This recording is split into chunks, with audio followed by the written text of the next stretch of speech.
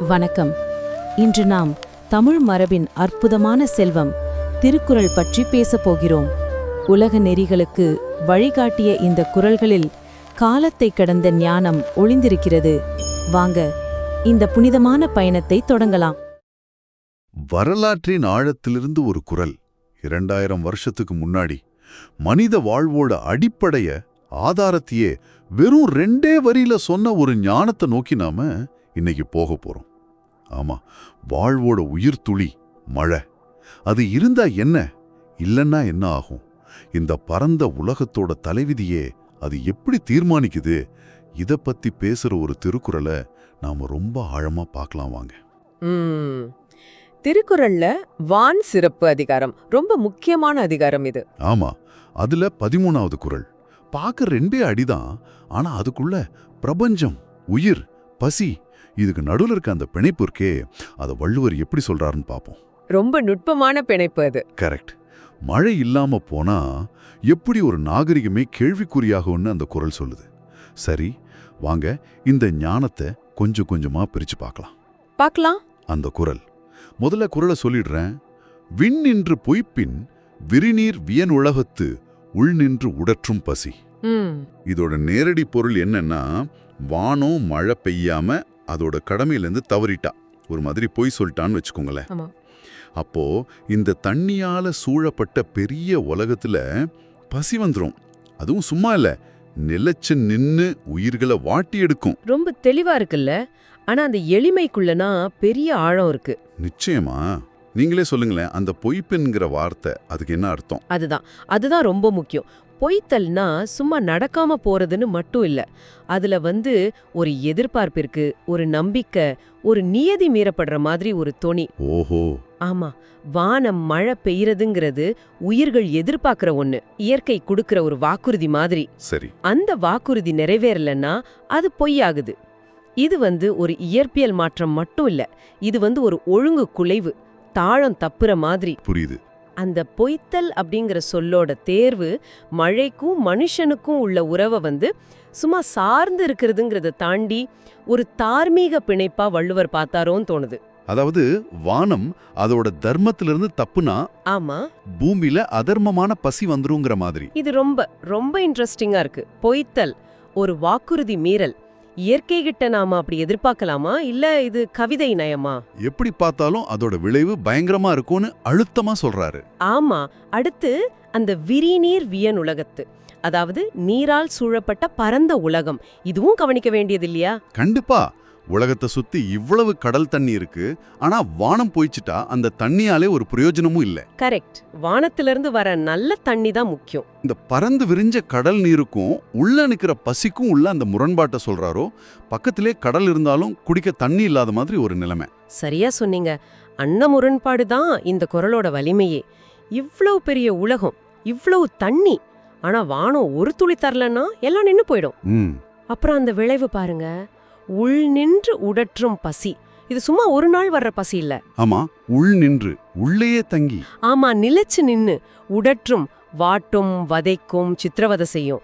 இது ஒரு ஆழமான நீடிக்கிற ஒரு சிஸ்டமிக் நெருக்கடி. புரியுது. இது வெறும் தனி மனுஷன் பிரச்சனை இல்ல. நிச்சயமா இல்ல. இது சமுதாயத்தோட அஸ்திவாரத்தையே ஆட்டி பாக்குற சக்தி. பயிறு கருகும், வியாபாரம் இருக்காது, அறம் போயிடும், சமுதாயமே உடைஞ்சு போகும்.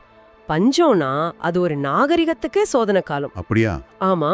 அந்த பெரிய அழிவோட மொத்த உருவமா பசிங்கிற ஒரே வார்த்தையை வள்ளுவர் இங்க சொல்றாரு. அதோட தீவிரம், அதோட நீடித்த தாக்கம் எல்லாம் அந்த உள்நின்று உடற்றும்ல இருக்கு. ஆமா, அந்த உள்நின்றுன்ற வார்த்தை பிரச்சனை எவ்வளவு ஆழமா போகுது, எவ்வளவு நாள் நிக்குதுன்னு காட்டுது. இது மேலோட்டமா வர்றதில்ல, வேர் வரைக்கும் பாதிக்குது. கரெக்ட். சரி, வான் சிறப்புல இந்த ஒரு குறள் மட்டும் இல்லையே, இந்த அதிகாரம் முழுசும் மழைய பத்தி தானே பேசுது. ஆமா, 10 குறளுமே மழையோட முக்கியத்துவம் தான். முதல் குறள் கூட வான் நின்று உலகம் வழங்கி வருதலால் தான் அமிழ்தம் என்றுணரற் பாற்று. அதாவது வானத்திலிருந்து மழை வரதால தான் உலகம் நடக்குது, அதனால மழைய அமிர்தம்னு நினைக்கணும்னு சொல்றாரு. ஆமா, அமிர்தம்னே சொல்றாரு. 11வது குறள் சிறப்பொடு பூசனை செல்லாது வானம் வரக்குமேல் வானோர்க்கும் ஈண்டு. இதுவும் ஆச்சரியமா இருக்கு. மழை இல்லைன்னா தேவர்களுக்கு பண்ற பூஜை கூட நடக்காதாம். அப்போ பாருங்க, மழையோட தாக்கம் எங்கெல்லாம் போகுதுன்னு வெறும் பௌதீக வாழ்க்கை மட்டும் இல்ல, ஆன்மீகம் சடங்கு வரைக்கும் பாதிக்குது. ஆக இந்த அதிகாரம் முழுக்க மழைதான் வாழ்க்கையோட அச்சாணின்னு திரும்ப திரும்ப சொல்றார். மிக சரியா சொன்னீங்க. இந்த அதிகாரத்துல உள்ள மத்த குறளையும் சேர்த்து பார்க்கும்போதுதான் இந்த 13வது குறளோட முழு பரிமாணம் புரியும். வள்ளுவர் மழைய சும்மா ஒரு இயற்கை நிகழ்வா பார்க்கல. இல்ல, அது பொருளாதாரம், சமூகம், அறம், ஏன் தெய்வீக காரியங்கள் வரைக்கும் எல்லாத்தையும் தாங்கி பிடிக்கிற அடித்தளம்னு பாக்குறாரு. இந்த 2000 வருஷத்து பார்வை இன்னைக்கு எவ்வளவு பொருந்ததுன்னு பாருங்களேன். நாம இன்னைக்கு சந்திக்கிற கிளைமேட் சேஞ்ச், காலநிலை மாற்றம், அது ஒரு வகையில விண் நின்று பொய்ப்பின் நிலைமை தானே? ஆமா, அது உண்மைதான். மனுஷனோட செயலால் இயற்கையோட அந்த பேலன்ஸ் போயிடுது. மழை எப்போ வரும், எவ்வளோ வரும்னு தெரியல. அதுவும் ஒரு வகையில வானம் பொய்த்து போறது மாதிரி தானே. அதோட விளைவு என்ன? வறட்சி, பயிர் நாசம், சாப்பாட்டுக்கு திண்டாட்டம், மக்கள் ஊற விட்டு போறது. வள்ளுவர் சொன்ன அந்த உள்நின்று உடட்டும் பசி, அதோட பல முகங்களை நாம இப்ப பார்க்கறோம். கரெக்ட். காலநிலை மாற்றம் மட்டும் இல்ல, நம்மளோட தண்ணி மேலாண்மை, கிரவுண்ட் வாட்டரை ஒரே அடியா உறிஞ்சுறது, ஏரி குளத்தை ஆக்கிரமிக்கிறது, அசுத்தப்படுத்துறது, இதெல்லாம் கூட நாமளே அந்த விண்ணின்று பொய்ப்பின் நிலைமைக்கு காரணம் ஆயிடுறோமோன்னு தோணுது. மழை பெஞ்சாலும் தண்ணியை சரியா சேமிக்கலன்னா அதோட விளையும் பஞ்சம்தான். நிச்சயமா. விவசாயத்தை எடுத்துக்கிட்டா பருவமழை பொய்ச்சா விவசாயிகளோட கஷ்டம், உலக அளவுல உணவு பாதுகாப்பு பத்தின கவலை எல்லாம் இந்த குறளோட தொடர்ச்சி மாதிரி தான் தெரியுது. ஆமா. அந்த பசி, வள்ளுவர் சொன்ன மாதிரி முதல்ல ஏழைகளை, விளிம்பு நிலை மக்களைத்தானே பாதிக்குது. அப்ப இது வெறும் சுற்றுச்சூழல் பிரச்சனை இல்ல, ஒரு சமூக நீதி பிரச்சனையும் கூட. ரொம்ப ஆழமான தொடர்பு இது. வள்ளுவர் இந்த விளைவை சொல்லி எச்சரிக்கையோட நிக்கல. ஓ, அப்படியா? அந்த எச்சரிக்கையிலிருந்தே ஒரு வழிகாட்டுதல் வருது. விண்ணு போய்ச்சா பசி வாட்டோம்னா அதோட மறுபக்கம் என்ன? விண் சரியா பெய்யணும், பசி வாட்டாம இருக்கணும். சரி, அதுக்கு என்ன செய்யணும்? அதுதான் அவர் மறைமுகமா சொல்ற செய்தி. பிற்காலத்துல உரையாசிரியர்கள் சொல்ற மாதிரி இயற்கையோட ஒத்து போகணும், மரம் வளர்க்கணும், நீர்நிலைகளை காப்பாத்தணும், இதெல்லாம் அதுல அடங்கும். இயற்கையை காப்பாத்துறதே நம்மள நாமளே காப்பாத்திக்கிறது தான் அப்படிங்கிற பெரிய உண்மை இந்த குறள்ல ஒளிஞ்சிருக்கு. 2000 வருஷத்துக்கு முன்னாடியே மனுஷனுக்கும் இயற்கைக்கும் உள்ள இந்த பிரிக்க முடியாத பந்தம், சூழலியல் பொறுப்புணர்வு, இதை இவ்ளோ தெளிவா சொன்னது ஆச்சரியமா இருக்கு. இது வெறும் அட்வைஸ் இல்ல, இது வாழ்க்கையோட விதி. அப்போ இந்த குறள் வெறும் கடந்த காலத்தோட எச்சரிக்கை மட்டும் இல்ல, நிகழ்காலத்துக்கு வழிகாட்டி எதிர்காலத்துக்கும் ஒரு பார்வைன்னு சொல்லலாமா? கண்டிப்பா சொல்லலாம். இது வெறும் செய்யுள் இல்ல, இது இயற்கைக்கும் மனித குலத்துக்கும் உள்ள உறவோட ஒரு சாசனம் மாதிரி. ஆமா, நம்மளோட இருப்பு, நம்ம நல்லா இருக்கிறது, நம்ம எதிர்காலம் எல்லாமே இந்த சுற்றுச்சூழலோட ஆரோக்கியத்துல தான் இருக்குன்னு அடிச்சு சொல்லுது. சரியா சொன்னீங்க. நாம இயற்கையை எப்படி நடத்துறோமோ அப்படிதான் அது நம்மளைய நடத்தும். அந்த சமநிலை தப்புச்சுன்னா முதல் அறிகுறி மிக கொடிய விளைவு பசி. உண்மைதான். இந்த குறள் நம்மள ஒரு அடிப்படை கேள்வி கேட்க வைக்குது. நாம இயற்கையோட எஜமானர்களா இல்ல அதோட ஒரு பகுதியா?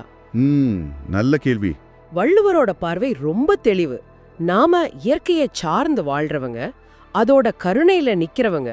இந்த 2000 வருஷ புரிதல் இன்னைக்கு நாம நினைக்கிறோமே மனுஷன்தான் எல்லான்னு, வளர்ச்சி பேர்ல இயற்கையை அழிக்கிறோமே, அதுக்கெல்லாம் ஒரு பெரிய சவாலா நிக்குது. நிச்சயமா. இந்த ஞானம் சும்மா புத்தகத்துல இல்லாம நம்மளோட கொள்கைகள்ல, நம்ம தினசரி வாழ்க்கையில எப்படி வரப்போகுதுங்கிறது தான் பெரிய கேள்வி. எவ்வளவு சிம்பிளான வரிகள், ஆனா அதுக்குள்ள ஒரு பெரிய தத்துவமே இருக்கு. விண்ணின்று பொய்ப்பின் விரிநீர் வியனுலகத்து உள்நின்று உடற்றும் பசி. காலத்தால் அழியாத வார்த்தைகள் இது. மழையோட ஒரு துளியில வாழ்க்கையோட ஆதாரத்தையும் அது இல்லனா வர்ற பேரழிவையும் கண்டு சொன்ன வள்ளுவரோட ஞானம் இன்னைக்கும் நமக்கு வழிகாட்டுது. ஆமா, இந்த ஆழமான புரிதல் நமக்குள்ள வரும்போது நாம உலகத்தை வேற மாதிரி பார்க்க ஆரம்பிக்கிறோம். மழையோட ஒவ்வொரு துளியும் அமிர்தம்னு புரியுது. வறண்ட நிலத்தை பார்க்கும்போது சும்மா மண்ணை பார்க்கல, வள்ளுவர் சொன்ன அந்த உடற்றும் பசியோட சாத்தியத்தை பார்க்கறோம். ஆமாம். இந்த 2000 வருஷம் ஞானத்தோட வெளிச்சத்துல இன்னைக்கு நம்ம சமூகம் அதோட செயல்களை எப்படி பார்க்கணும், இயற்கை வளங்களை நாம பயன்படுத்துற விதம், காலநிலை மாற்றத்தை நாம எதிர்கொள்ற விதம், இதுல எல்லாம் இந்த பழந்தமிழரோட பார்வை எந்த மாற்றத்தை கொண்டு வர முடியும்? இது யோசிக்க வேண்டிய விஷயம். தனி மனுஷனா ஒரு சமூகமா ஏன் உலகளாவிய அளவுல இந்த எச்சரிக்கையிலிருந்து நாம என்ன பொறுப்பை எடுத்துக்கிறோம்? இது நீங்க தொடர்ந்து சிந்திக்க வேண்டிய ஒரு கேள்வி. இயற்கையோட குரலுக்கு நாம செவி கொடுப்போமா, இல்ல அதோட எச்சரிக்கைகளை கண்டுக்காம வள்ளுவர் அன்னைக்கே சொன்ன அந்த பாதையில போவோமா? தேர்வு நம்ம கையில தான் இருக்கு.